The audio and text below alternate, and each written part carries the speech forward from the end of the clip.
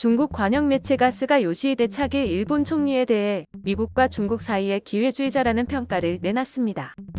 15일 관영 글로벌 타임스에 따르면 이 매체는 스가 일본 관방장관이 전날 일본 집권, 자민당의 차기 총재로 선출된 소식을 전하면서 전문가들을 인용해 향후 중일 관계에 대해 전망하면서 이같이 혹평했습니다.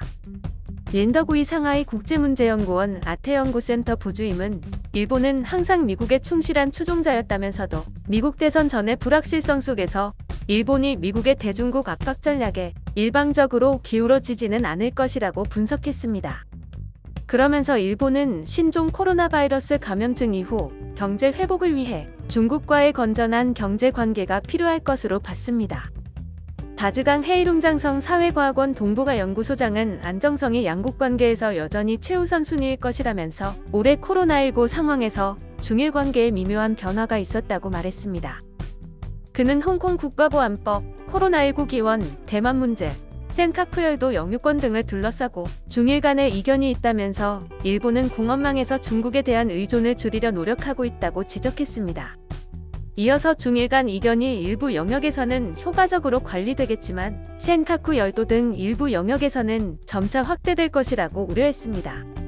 글로벌 타임스에 따르면 중국 전문가들은 스가 장관이 아베 신조 현 총리의 외교 정책을 거의 유지할 것인 만큼 중일 관계가 여전히 안정적일 것으로 보면서 스가 장관에 대해 관리 자용이 될 것이라고 평가했습니다.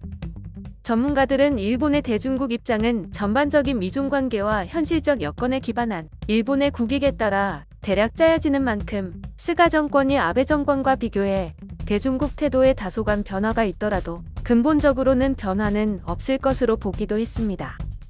전문가들은 정치 권력 변화로 중일 양 국민 간 호의 친선 관계 증진이 방해받아서는 안 된다면서 스가 차기 일본 총리는 이러한 흐름이 역행하지 않도록 확실히 해야 한다고 촉구했습니다. 한편 스가 총리는 15일 단행한 자민당 집행간부진 인사에서도 니카이 도시히로 간사장을 유임시키는 등 아베 노선을 이어가겠다는 의지를 드러냈습니다. 아베 내각의 주요 인사들이 스가 내각에서도 같은 자리를 지키거나 아베 측근들이 요직에 중용되는 것으로 조각의 윤곽이 드러났기 때문입니다. 영상이 도움이 되셨다면 좋아요와 구독을 부탁드립니다. 시청해주셔서 감사합니다.